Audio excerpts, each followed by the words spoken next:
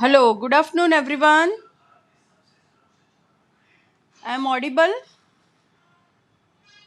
and screen is visible to everyone. Please, anyone give the answer. Okay. So, from today, we are going to start a lecture on infertility course. It's a very basic infertility course. We start from very basic. Then after this, we have also the advanced course. So, if you are interested in infertility field, you can attend this basic infertility course and then you can move to the advanced course. This is very basic infertility course. Here I am going to cover, first we will discussing the hormonal role play in infertility. To understand the infertility and to practice the infertility, hormone, each and everything you should know. How the changes normally occurs in the body. In my every lecture, I am always telling that if you understand the normal things, then you can treat the abnormal things. So, for that, you should understand the normal physiology, normal anatomy, and then once you have the thorough knowledge of anatomy, physiology, and hormones, you can become the master in that field. So, we will start from very basic. I know you all are doctors and you know about the anatomy and the physiology. But I will take a quick revision of anatomy of the female reproductive organ first before we jump to the any other topic. Then we will going to discuss the hormonal role play in infertility. Which are the normal, you should able to know the normal hormonal values, how they play a role. Once you understand that hormones, then you can prescribe the drugs and you can understand the different protocols for that. So we will going to discuss the hormonal role play in infertility as well as physiology of the menstrual cycle. So during these are 2 days are free demo class today and tomorrow.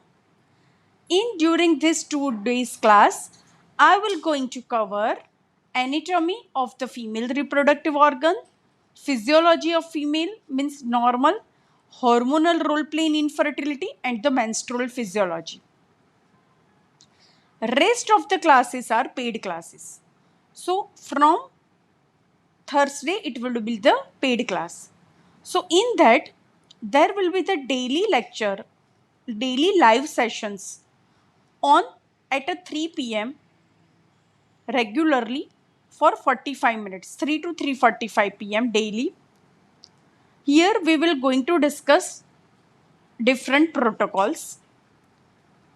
Infertility first, I will give the proper infertility proforma. So history part is also very important and play a very important role if you are deal with infertility patient. So I had made a one practical proforma. Okay, first, whenever the first patient comes to you at a first visit, fill up the form like a form. I had made a proforma. So if you follow that proforma, you will not going to miss anything. So I would recommend each and everyone, those who are interested, can take a printout of that proforma and can make your liking proforma in your clinic. Suppose I had also made a one proforma of infertility history. So that covers my medical officer or when I am going to take a history. We take at a first visit, we take a very detailed history. In history, we give the patient 15 to 20 minutes to eliminate or to elucidate the history part, because infertility or whatever the thing, I firmly believe that if you had taken a proper detailed history, by the end of the history, you can make a 30% provisional diagnosis and with examination you would are going to make a 50 to 60% provisional diagnosis. Only 40% will depend on the investigation part.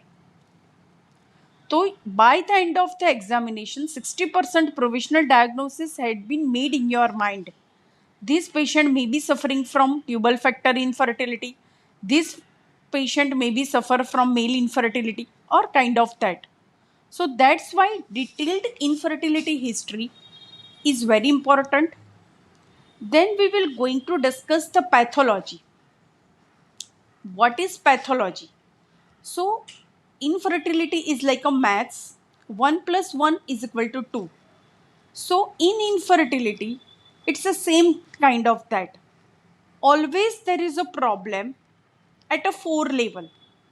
Either ovulatory problem, either tubal factor abnormality, either uterine factor abnormality, or either male infertility.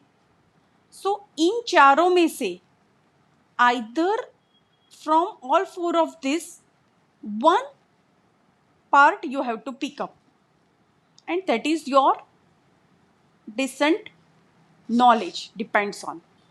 So if you find out the cause, you can very well treat that patient simply. So we will going to discuss one by one. First we will going to discuss the ovarian pathology. So what are the investigations, what are the reports are going to required to discuss the ovarian pathology. Then we will discuss for tubal factor abnormality.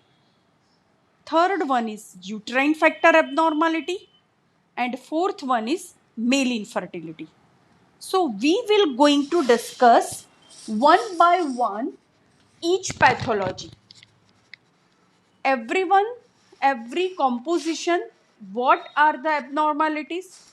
For that, what we have to do, which investigations you are going to prescribe, at a what day, how to read that investigations, and what to do. So we will clearly discuss about the ovarian pathology, investigation part and management, tubal factor, investigation part and management, uterine pathology ruled out, what to do, and management, and male infertility. Then we will going to discuss the drugs for the ovarian stimulation. You all know there are the drugs like clomiphene and the letrozole are the drugs, but there are different protocols according to the different individual need. So I will going to discuss that protocol. Suppose letrozole having 3 protocols: regular protocol, extended letrozole protocol, step-up protocols, with gonadotrophins, without gonadotrophins. So in that way, we will going to discuss the different protocols for ovulation induction, treatment for individualized treatment for PCOS, endometriosis. Then we will also going to discuss brief introductions of IUI and the IVF. So for that, I will share my lab, IVF lab, my IUI and IVF lab videos to you. So you had a general brief idea. This kind of the IUI and IVF labs are available. This kind of the instruments are available. And I will going to discuss how the IUIs work, how the IVF is work, to whom you refer the IUI, to whom to refer for the IVF. And last day will be on case discussion. I had made a 5 different case. So I will going to present a case like that. Suppose this patient present with this complaint, this investigations report. Now what you will going to do, that is called clinical case discussion. So by that you will get idea how we going to treat the patient. Plus I will also recommend you to present the case. So we will at the last day there will be the two-way conversation for the case discussion. At least this course is for educational purpose, and By the end of this course, whatever who you are gynecologist, many people here joined today are gynecologist, BMS, BHMS, general practitioners. But let me tell you that infertility is totally different thing. So you have to learn from the basic. So if you learn from the thorough, from the root, it would be the very interesting topic, and definitely it will help in your practice. So by the end of the course, you should able to treat the patient in a standardized worldwide accepted protocols. Once you are thorough in this, and if you are interested in this field, then we have the advanced course, means gonadotrophin stimulation, IUI stimulation, IVF stimulation, kind of that. Then you can go into that one. But before that, at least this is the very basic course, and I had made to very understandable course to everyone. After the course, those who are registered in the group, I will provide all this written material as well as the recording of the lecture. Sometimes present recording not possible, so in such a case we provide from the previous lecture recording, but it is same. Many people have the problems that they cannot attain daily at a 3 p.m. So for that, many people are also doing the course in such a way that they will get a recording of this lecture and the materials on their WhatsApp. They will read at their convenience time and then discuss with me if they have the doubt. This is a two-way process. So anybody has the doubt can feel free to ask the question. I will try my best to clear all your queries. But in certain case, if I don't know or I have a doubt, I will simply tell you, let me give the time, I will give you answer tomorrow. But never hesitate to ask a question.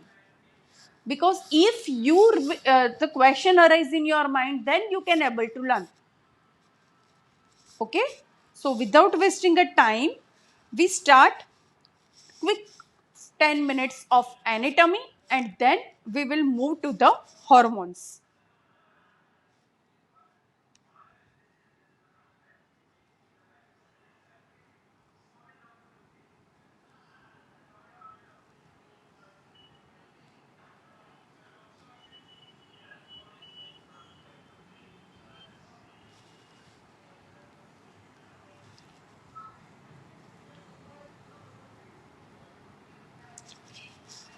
Why we so much discussing about the female reproductive organ? So the main function of female reproductive organ are formation of the ova, spermatozoa, provision of the suitable environment for the fertilization and the fetal development, makes a canal for the childbirth. There is a lactation. Breast is also included in the reproductive part, helps in the production of the breast milk and provide complete nourishment for the baby in its early life. Female reproductive system produces the female egg cells necessary for the reproduction called ova or the oocytes. Fertilized egg is implanted into the walls of the uterus, beginning the initial stages of the pregnancy. If fertilization or implantation doesn't happen, the system is designed to menstruate, either pregnancy or either the menstruation. This is a basic female reproductive organ. The main female reproductive organ divided into two parts, external female structures and the internal female structures. External female structure means are mons pubis, labia minora, labia majora, clitoris, vestibule and the perineum. This is the external female structure. You should at least able to understand the parts mons pubis, clitoris, labia minora, labia majora, vestibule is the opening for urethral meatus and the vaginal opening and the posterior commissure. What is mons pubis?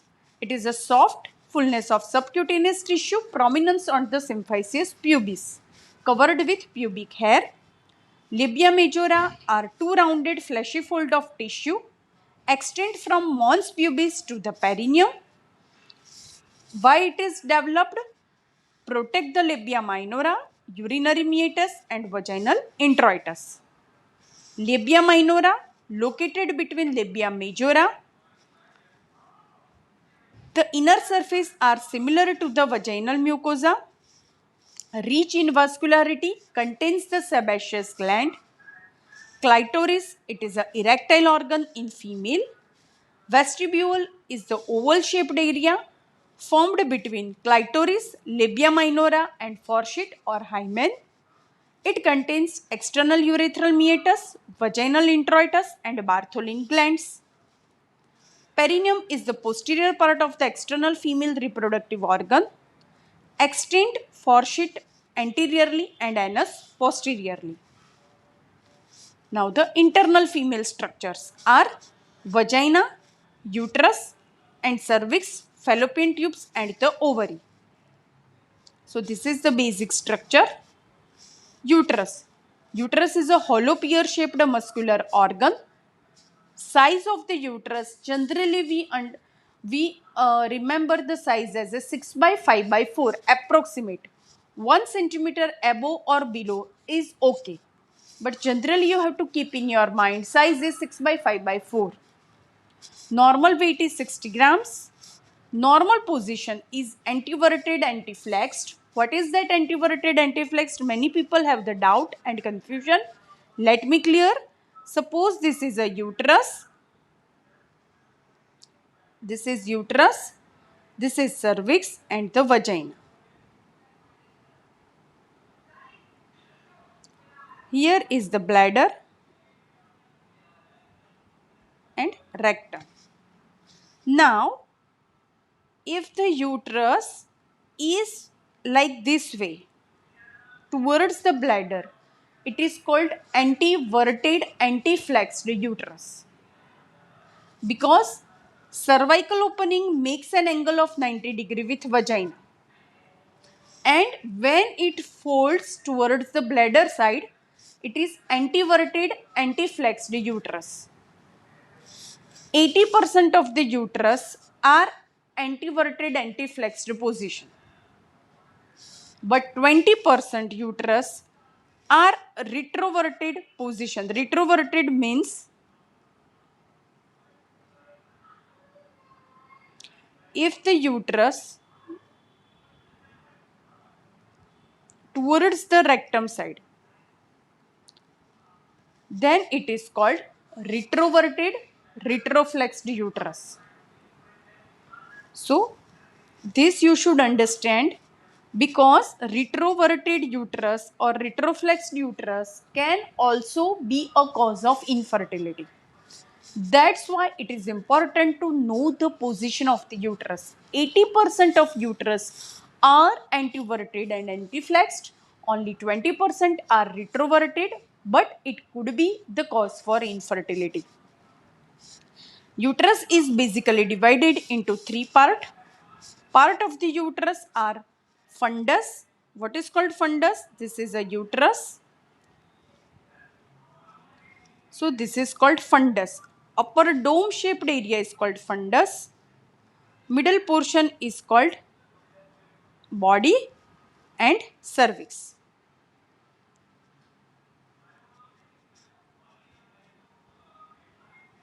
Fundus is a dome shaped part of the uterus above the opening of the uterine tubes. Body is the main part where there is a uterine cavity where the fetus lives. Cervix protrudes through the anterior wall of the vagina.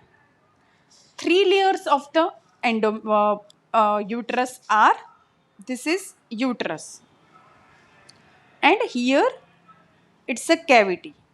Uterus is normally like this. So there are three layers. First one is endometrium. Blue line I am drawing is endometrium.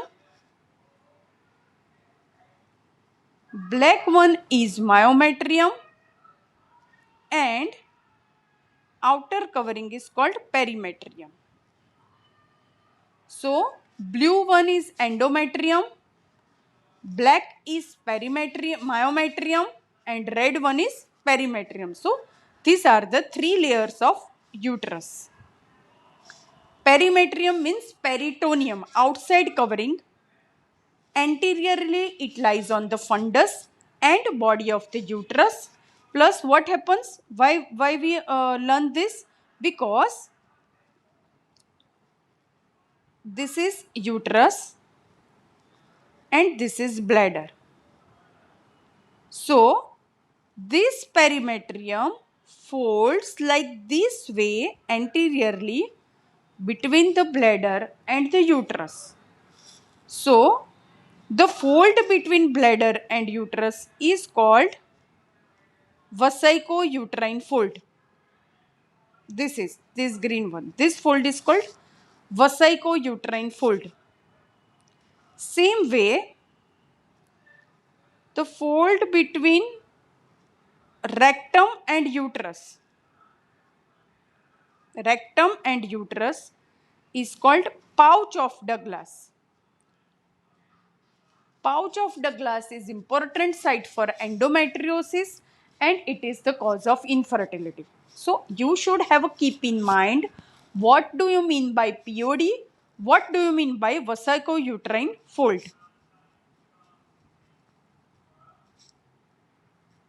Then the myometrium is the thickest layer of the tissue in the uterine wall, contains of smooth muscle fibers. Endometrium is the inner lining of the uterus and it is responsive to the cyclical variations in the estrogen and the progesterone. Think in your mind, endometrium is the most factor for conception or for pregnancy. It is the heart of infertility. ऐसा मान लीजिए. Why? Because though patient is ovulating, very good eggs reach to the uterus, sperm is very well, but if the endometrium is forming the implantation bed or where the embryo will going to settle. So if there is a problem at a endometrium level, no pregnancy will happening or it may leads to the miscarriage. So it is called the heart of infertility, endometrium. So, and you regularly monitoring the endometrium during the cycle. So ideally everybody should understand the endometrial thickness varies according to the different phases of the cycle. We will going to discuss that about later on. Function of uterus as we know, menstruation, pregnancy, labor and birth. इसमें इतना कुछ नहीं है, so आगे जाने देते हैं. Fallopian tubes. Fallopian tube is mainly for gamete transport. Fluid environment for early embryonic development. So basically, fallopian tube having the four parts. Cornu means isthmus, ampulla, infundibulum and the fimbria. The fertilization occurs in the ampulla. So fluid in the endometrial, in the fallopian tube provides the environment for early development of the embryo. Then the ovaries. Again same repetition. Ovaries का आपको size याद रखना है. Uterus का मैंने बोला 6/5/4, ovary 3:1, 1 centimetre आगे पीछे चलता है, but keep in mind normal size of the ovaries is 3:1. Ovary is located in each side of the uterus, below and behind the uterine tubes. It is located proximal to both sides of the uterus. Mainly, it is covered with broad ligament.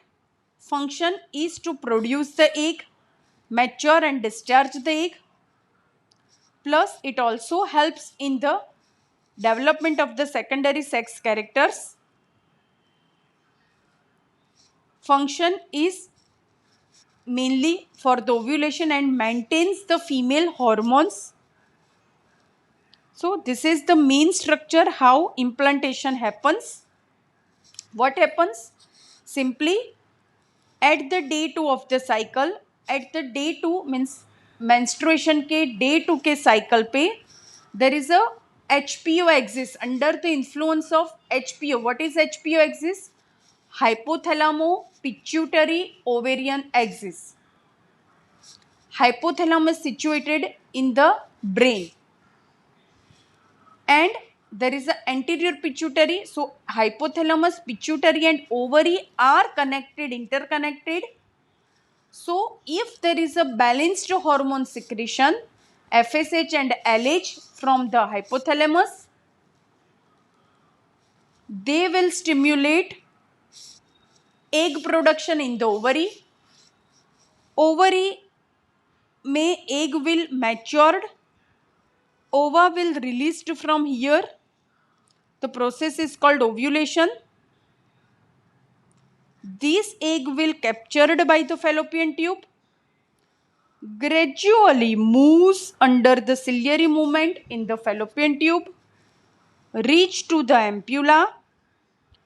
If this egg will survive for 24 to 48 hours, during that time, if the relation happens, sperm quantity and quality is good, sperm travel through this and fertilize the egg, and after the fertilization, on day 5, blastocyst is formed, and that blastocyst is developed here in the endometrium.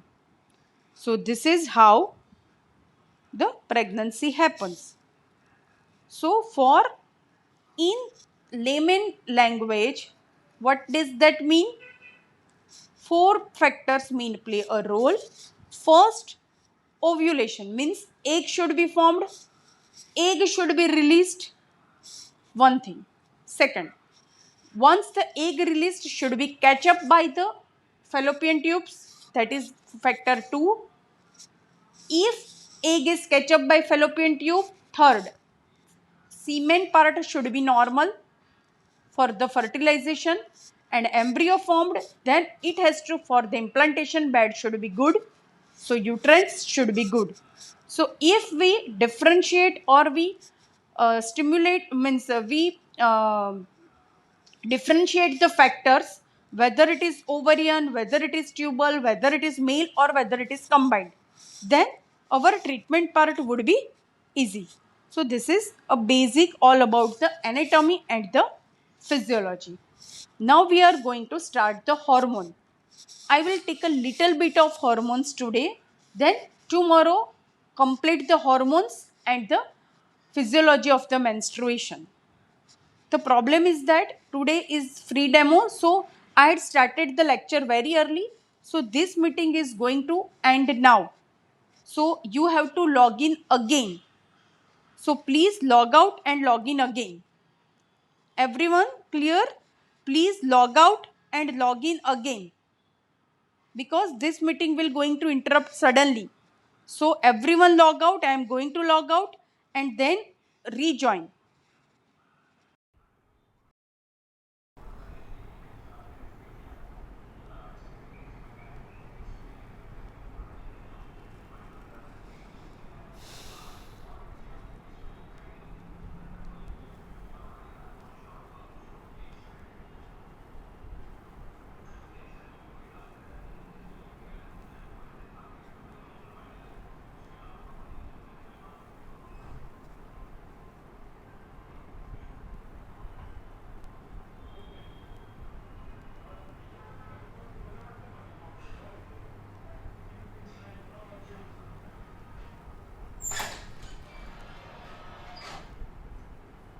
ઉલ્લુ બહુ બનાવે ગુટુભાઈ.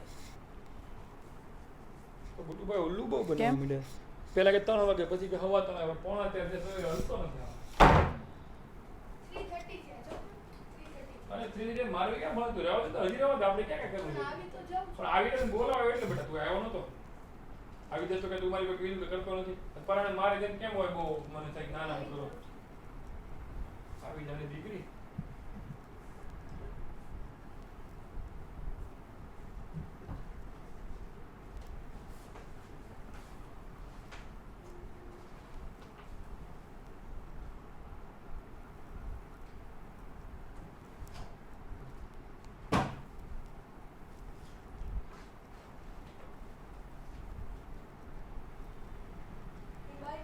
Bye बेटा.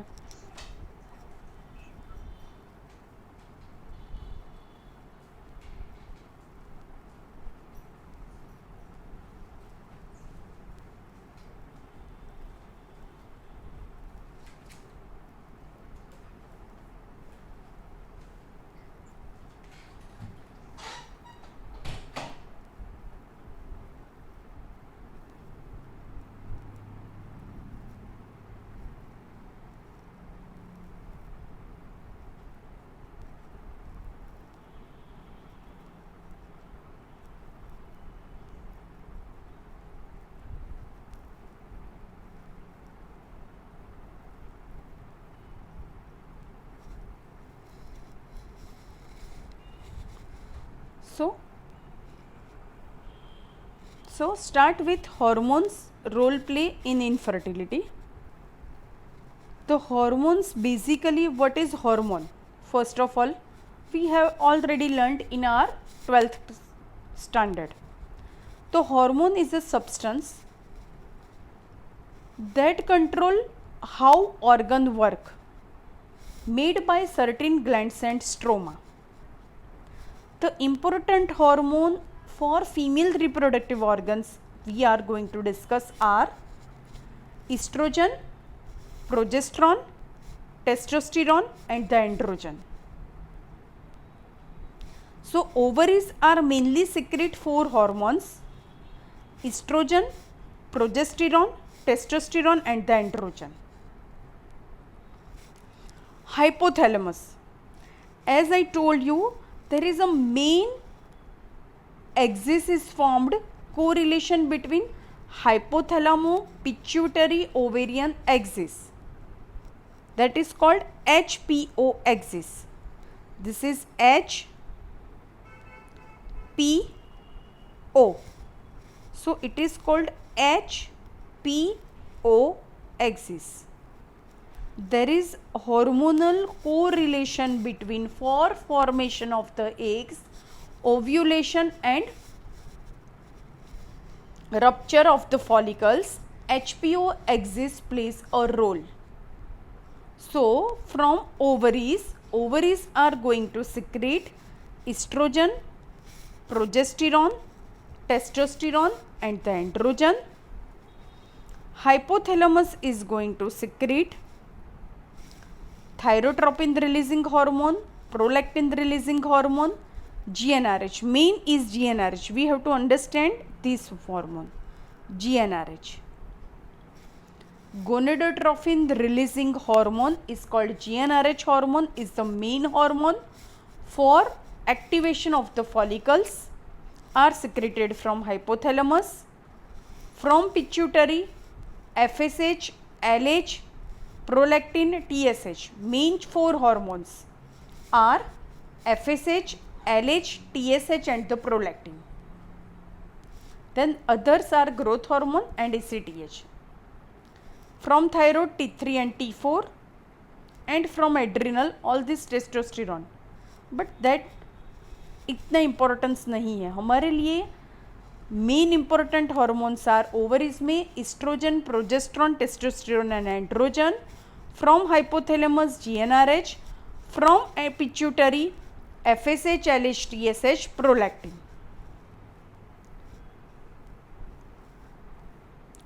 Now the menstrual cycle. The phases of the menstrual cycle you should know. First, from the menstrual cycle, there are 2 types of the cycles will be formed. One is ovarian cycle and one is uterine cycle. तो ovaries में क्या होगा? From the day 2 of the cycle. Day 2 means, please everyone clear in your mind, when I say day 2, What is day 2? Day 2 is second day of the menstrual cycle. So from day 2, there is a secretion of GnRH from the hypothalamus. Under GnRH, FSH and LH secreted, which stimulate ovary to produce the egg.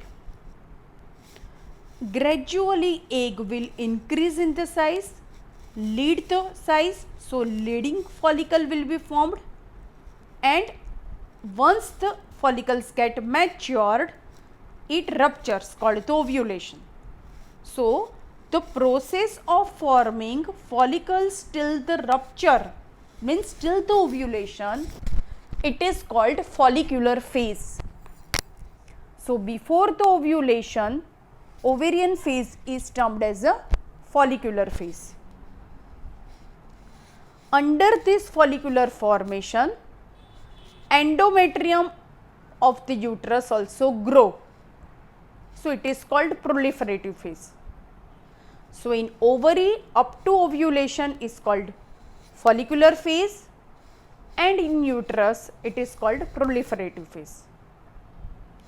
Once the ovulation happens, the follicle get ruptured from the egg, egg released from the follicle. So corpus luteum is formed. So post ovulation in ovary, corpus luteal phase, and endometrium post ovulatory make a implantation bed for fetus, for embryo, or if pregnancy not happen, it will shed. So it is called secretory phase. So everyone has clear? Before ovulation in ovary it is called follicular phase, and uterus it is called proliferative phase. After ovulation in ovary it is called corpus luteum phase, and in uterus it is called secretory phase. So this is the basic menstrual cycle, how it works.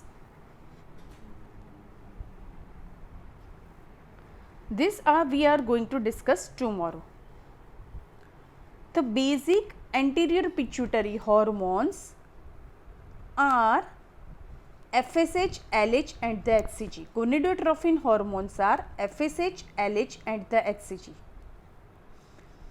Physiological, there we discuss the basic hormones. So FSH, LH and the HCG. Physiological effect. LH is considered as for the androgen production, means like a male hormone, LH is, and FSH is female hormone, but its main function in the male is normal sperm production. So FSH and LH both secretes in the male and female, but their function will be differ.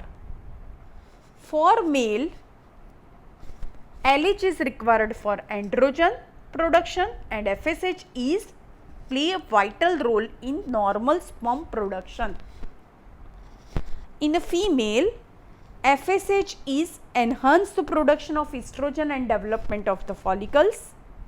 So FSH is mainly for activation and stimulation of the follicles to lead a dominant follicle, and LH induce the ovulation, means what LH, why LH is required?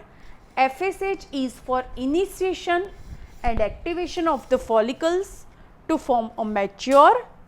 Once the follicles get matured, the ovulation happened with the help of LH, that is called LH surge, and afterwards progesterone production supported by the LH. So you should understand why we as an infertility consultant more focus on the day 2H. So if you found the cause from a basic level, you had a clear-cut idea.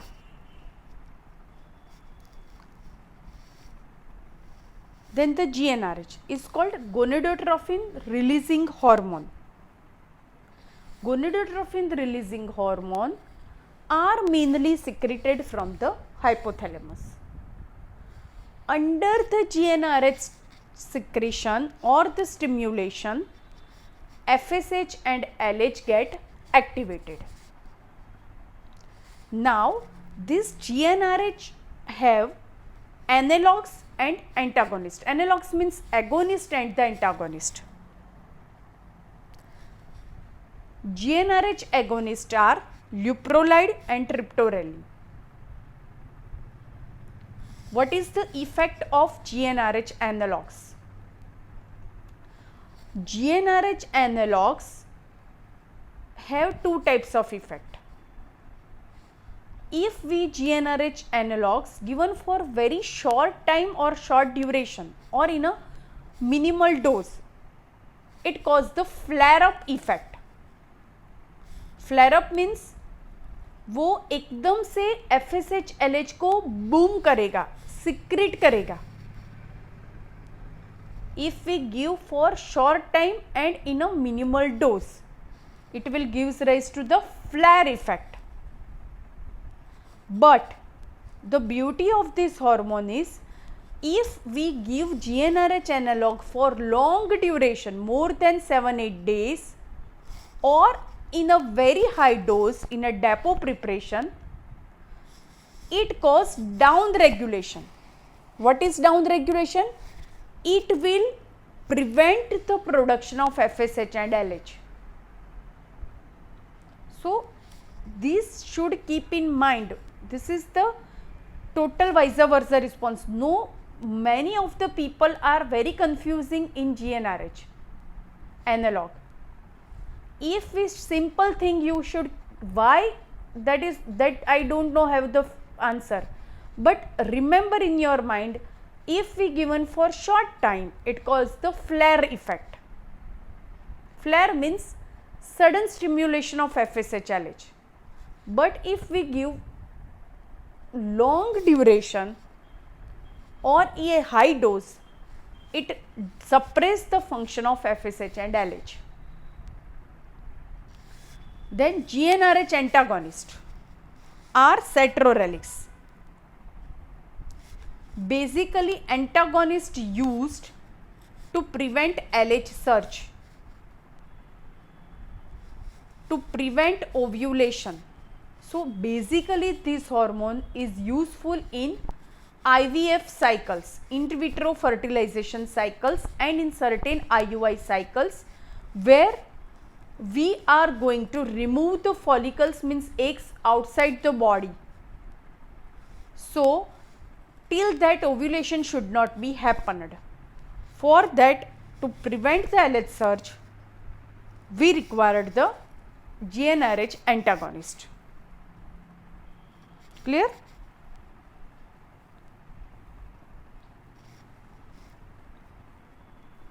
I think we are stop here.